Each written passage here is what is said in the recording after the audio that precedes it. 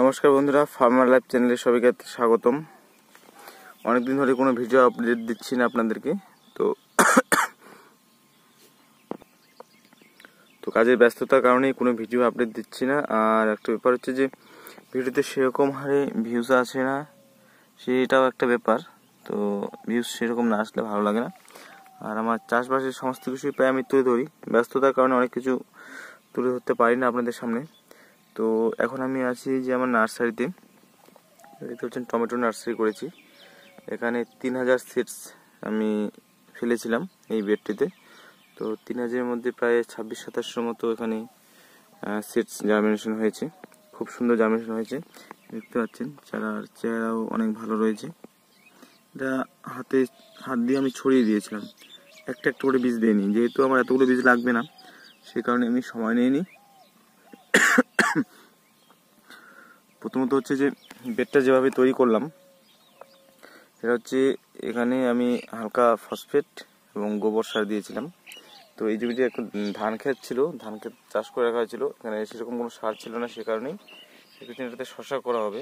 হ্যাঁ, এটা আমার দাদার জমি।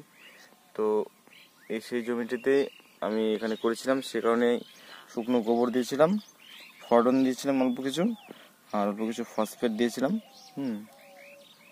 আর সয়েল যেটা বলে মাইক্রোনিউট্রিয়েন্ট মিক্সচার, সেটা হালকা কিছু মিক্স ছিল গোবরের সাথে, সেটা আমি দিয়েছিলাম। দেওয়ার পর মাটিগুলো ভালো মতো ঝুরঝুরে করে নিয়ে সেখানে বীজগুলো আমি 24 ঘন্টা ভিজিয়ে রাখার পর এখানে উপরের থেকে মোটামুটি এই যে 2 আঙ্গুলের একটু কম হবে, 1.5 আঙ্গুল মতো হবে, মানে 1 ইঞ্চি 1.5 ইঞ্চি মাটি সরিয়ে একটা গামলার মধ্যে তুলে রেখে তারপর বীজগুলো ছড়িয়ে দিই। ছড়িয়ে দেওয়ার পর আবার সেই যে গামলার মধ্যে মাটিগুলো রেখেছিলাম সেই মাটিগুলো সেই বীজের উপরে ছড়িয়ে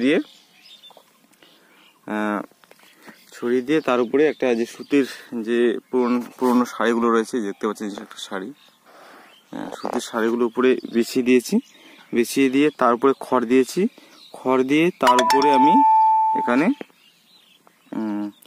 এই স্প্রে মেশিন দিয়ে জল স্প্রে করে দিয়েছিলাম। তো মাটিতে রস কম ছিল, সে কারণে জল স্প্রে করে দিয়ে তারপর যে প্লাস্টিকটা দেখতে পাচ্ছেন যে সারারিংয়ের কাজে ব্যবহৃত হয়, পাতা প্লাস্টিকগুলো, সেই প্লাস্টিকগুলো উপরে বিছিয়ে দিয়েছি এবং খুব দ্রুত জার্মিনেশন হয়ে গেছিলো। দেখতে পাচ্ছেন চারাগুলো খুব সুন্দর রয়েছে। আর এটা হচ্ছে নোনহিমস কোম্পানির আরিয়া টমেটোর চারা। এটা গ্রীষ্মকালীন একটা জাত। তো এটাতে সারা বছরই করা যায়, কিন্তু গ্রীষ্মকালেও অধিক তাপমাত্রা সহ্য করতে সক্ষম আরিয়া। 40 থেকে 45 ডিগ্রি তাপমাত্রা সহ্য করতে পারে। আর এদিকে দেখতে পাচ্ছেন ক্যাপসিকাম, এখানে 1000 সিডস রয়েছে। এগুলো খুব সুন্দর জার্মিনেশন হয়েছে, দেখতে পাচ্ছেন। এখনও কিছু কিছু জার্মিনেশন হচ্ছে জল দেওয়ার পর, দেখতে পাচ্ছেন। এখানেও প্রায় 1000-এর মধ্যে 900-র বেশি, 950 মতো জার্মিনেশন হয়েছে, 50টার মতো গ্যাপ রয়েছে, দেখতে পাচ্ছেন। এটা হচ্ছে ক্যাপসিকাম ইন্ট্রোডার, সেনজেন্টা ইন্ট্রোডার। এই সামনে যে ক্যাপসিকামটা দেখতে পাচ্ছেন, এই ক্যাপসিকামটাই হচ্ছে এটা ইন্ট্রোডার। এটা গ্রীষ্মকালে আমি ট্রাই করছি এবার ট্রায়াল হিসেবে। তো আমার এই ক্যাপসিকামটা ট্রায়াল ছিল, এটা ট্রায়াল প্লট।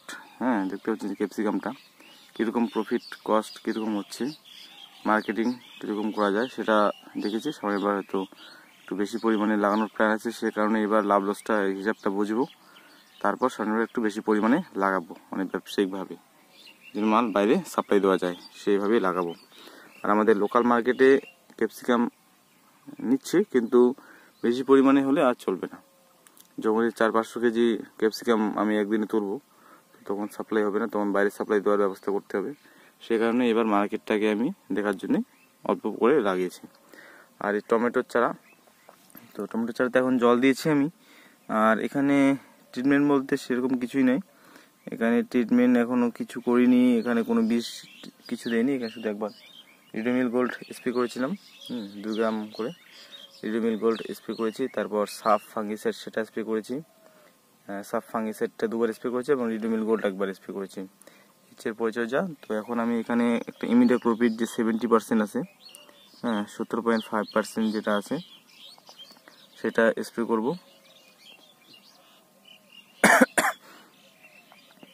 যে টমেটো নার্সারি বা আমার যে গ্রীষ্মকালীন টমেটো নার্সারি দেখানো শুরু করেছি আজকে থেকে আপনাদের সামনে তুলে ধরেছি ভিডিও। তো এই টমেটো আমি A to Z আপনাদেরকে দেখাবো, প্রথম থেকে শেষ অবধি কীভাবে লাগাচ্ছি, কীভাবে কী হচ্ছে, কী ট্রিটমেন্ট করছি সবটাই দেখাবো। আর এই সামনে দেখতে পাচ্ছেন ক্যাপসিকাম। তো এই যে টমেটোগুলো দেখতে পাচ্ছেন এটা কিন্তু আমি একদম নতুন খেতে চাষ করে তৈরি করে সেভাবে ছিল, সেখান থেকে আমি জমি রেখে দিয়েছি এবং এই হচ্ছে আজকের আপডেট।